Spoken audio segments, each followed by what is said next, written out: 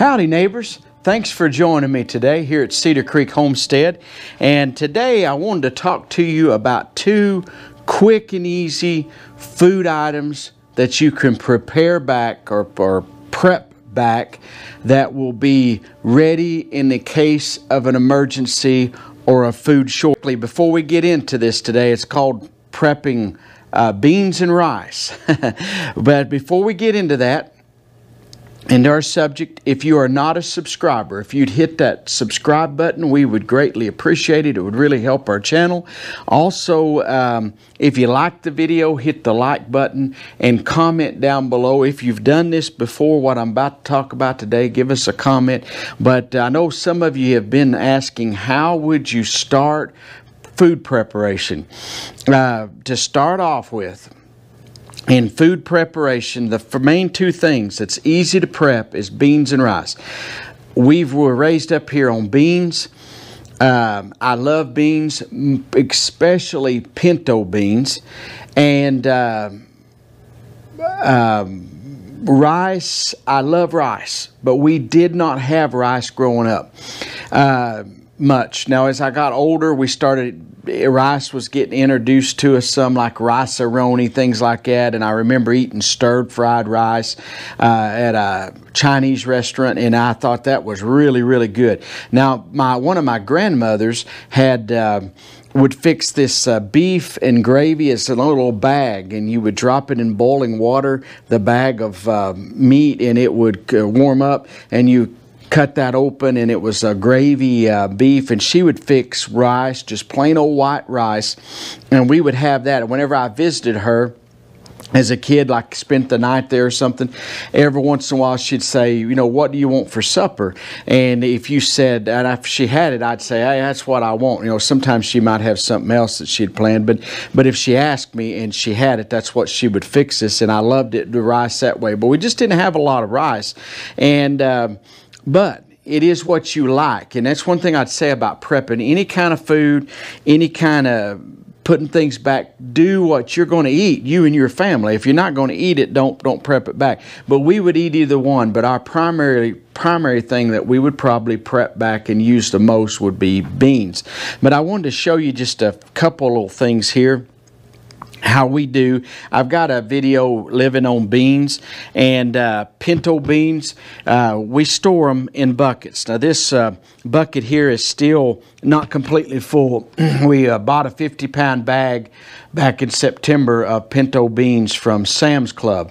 And we buy a bag every year, whether we need to or not. We'll go ahead and buy a 50-pound bag, and we'll just prep them back. And we've got a few buckets like this full of pinto beans. But this particular bucket here didn't get all the way full.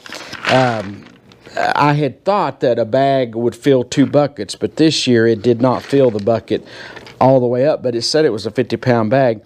But I had thought normally we got a few more beans than what we got here. But anyway, this thing's full of beans. Now, we've got some of these that's nearing 10-year-old buckets of beans, that the beans are still as good as ever.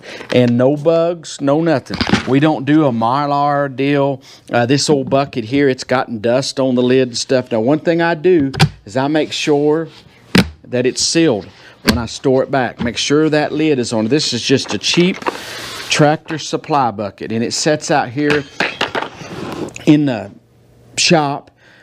This particular bucket has been, and we've got several of them out here. They get dirty on the outside. It does not hurt your beans at all. Just take a rag, wipe the dirt off if that concerns you. You can come out and dust it every day if you want to.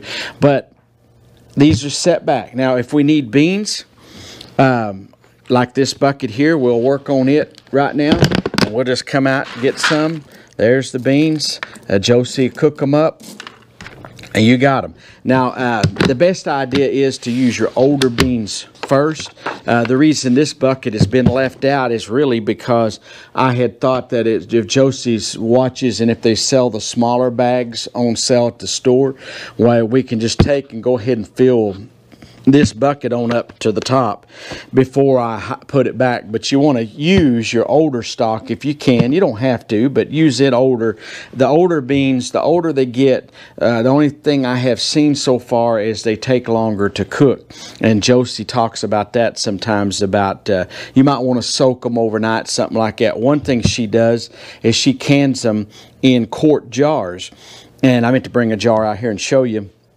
But you've probably all seen beans in a quart jar. One reason is you've already got the work done. If in a time of an emergency, or just say maybe it's a night we go to church some night and you need something quick before church time, and you're like, I would like to have beans. What I'm cooking tonight, beans would go good with. But by the time I cook a pot of beans, it's just not enough time. Well, if you already have them canned up in jars, you just get you a quart jar, open it up, heat it up, and you're ready to go. So we do a lot of that here as well. And then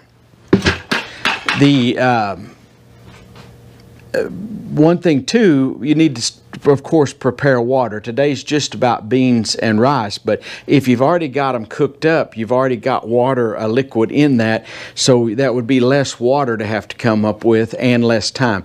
Now, Josie does have one of these pressure cookers. I don't know what the name of it is, but one of these now that cooks really, really quick. You can put beans in, and it'll have those beans ready in just no time. The beans are cooked, and I don't know if you call that a presto cooker or whatever it is. It's just a pressure cooker thing, and she could tell you all about that. But she does prepare beans like that in that thing from time to time. It works very well.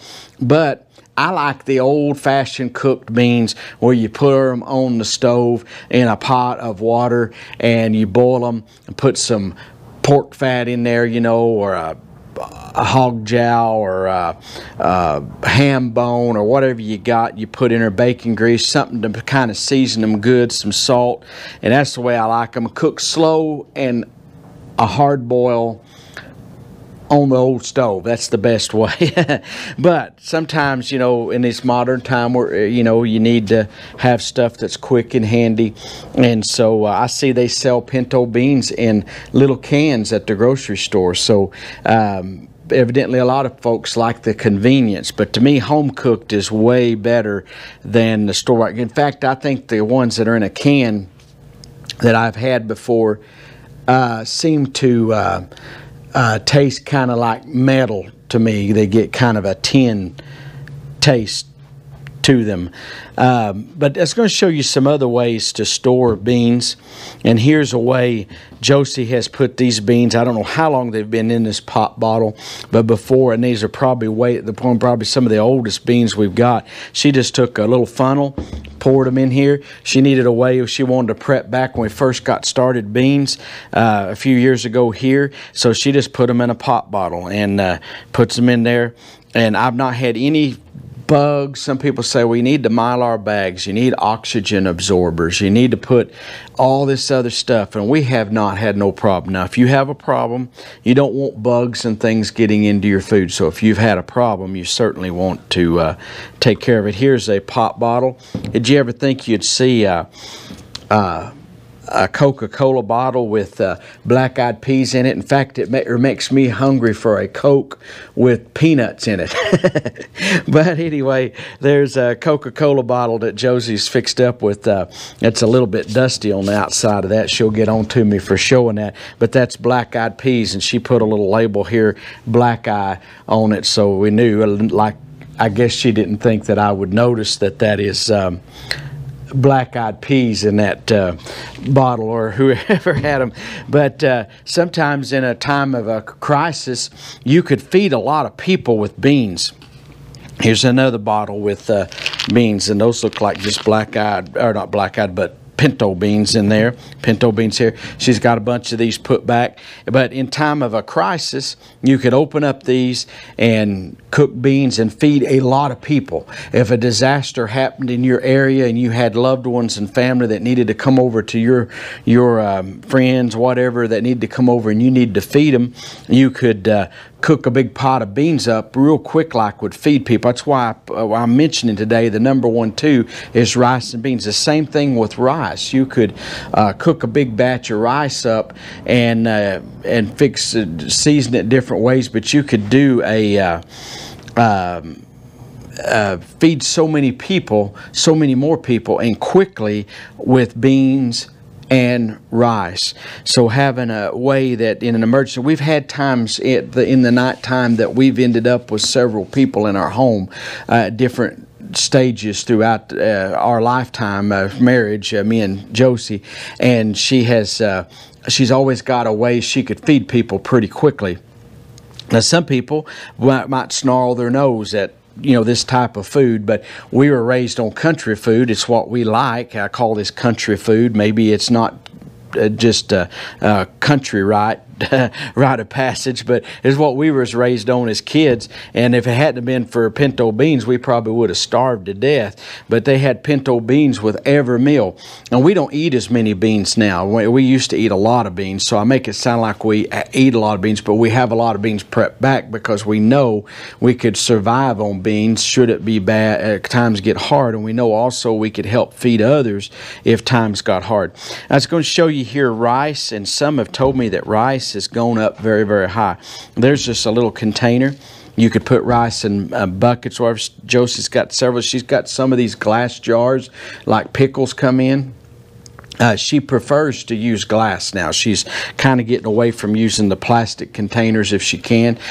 She's even took jars like stuff come into the store that you buy from the store that maybe you couldn't you couldn't reuse again to can garden stuff. It wouldn't withstand pressure cooker and stuff like that, but it could store things like this. And she's got a little vacuum sealer deal she'll put on and vacuum seal some of the things. But this rice, I mean, no moisture in it. It's been out here. I know this rice here has to be 10 years old, but would still be just as good as the day it went into this this little bottle here. But that'd be another quick fixer. And I don't know as many recipes, or we don't know as many that we could use rice as well. Pinto beans, that just kind of goes with everything. And rice would too, but I just don't, we're not into rice as much, but we have quite a bit of rice put back just in case. But that's 2 items that if I was going to start prepping food, and some may say, well, why are you bringing this up? Boy, there's a lot of talk about food shortages. ABC News has talked about it. Fox News has talked about it. Many videos, and people have emailed me, sent me messages, so forth and so on, about their store shelves are looking kind of bare. I don't know of any stores that's ran completely out of food. I'm not saying that, but it is concerning people of what's coming. And we have been warned, and you've been warned, and the prices also are going to escalate. One of the things that I believe is going to happen is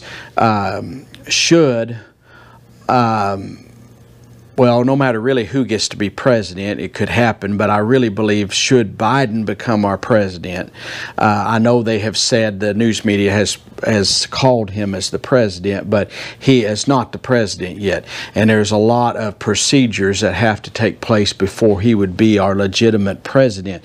But it looks like it's going that way. So if he does end up being president, I believe they're going to give a lot of stimulus packages out. They're going to send checks to everybody. Everybody loves to get a check. I like to get in checks, so forth and so on. But what that's going to do is going to mess up our financial situation to the point that we're going to see inflation, hyperinflation. Everything is going to skyrocket.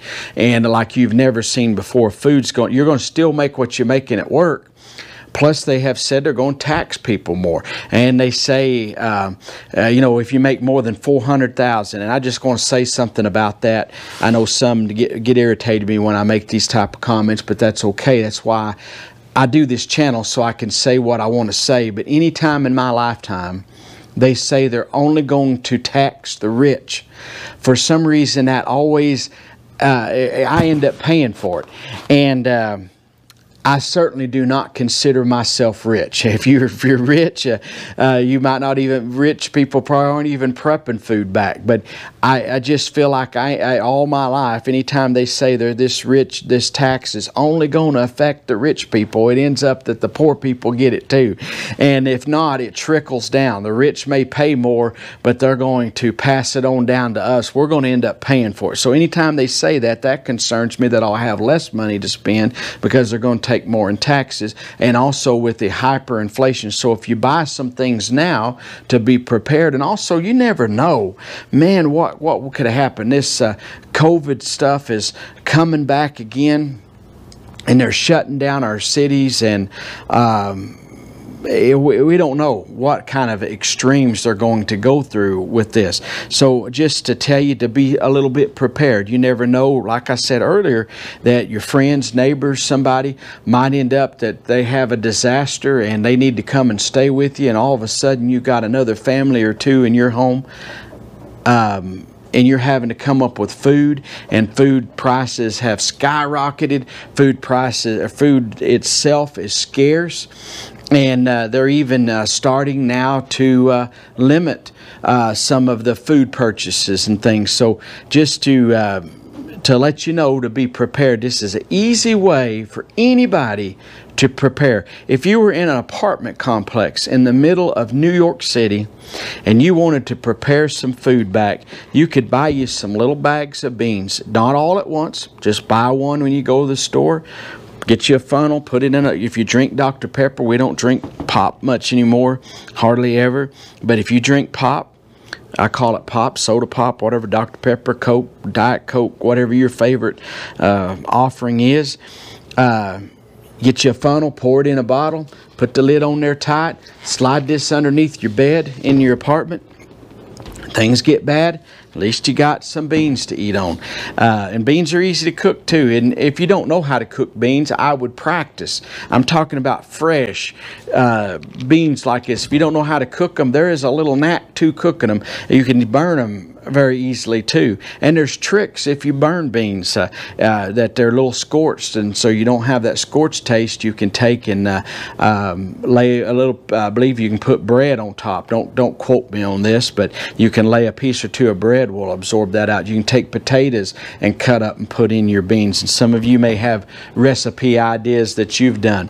But anyway, today, getting on also, we're going to have a 25,000 subscriber giveaway, and we're going to give two winners, two drawings today. And if you comment in the video, and you must be a subscriber to win. So when it does the drawing, it will only pick, it'll be a computerized drawing of those that comment on this video. So we will announce next week who our winners are, and so stay tuned for that. But you anyway, those that comment up until we decide to draw, till next week, why then the computer will pick. But you have to be a subscriber to be able to win. Supposedly is the way it's supposed to, the random picker we use chooses. So there's three things. We're going to have two prizes, and each prize winner is going to win three things. And one of them is a cup here from Cedar Creek Homestead. We have some of our cups we've had made up with our logo here for the homestead of Cedar Creek Homestead, so you can have you a fresh cup of coffee if you drink coffee or tea or whatever while we're doing our videos, while you're watching us on our videos. Also from Baker Creek Seed, the whole seed catalog. This is the big book, what I call the big book. They have a littler book that they give away for free, and this one they charge for, but we're going to give one of these to each of our two winners.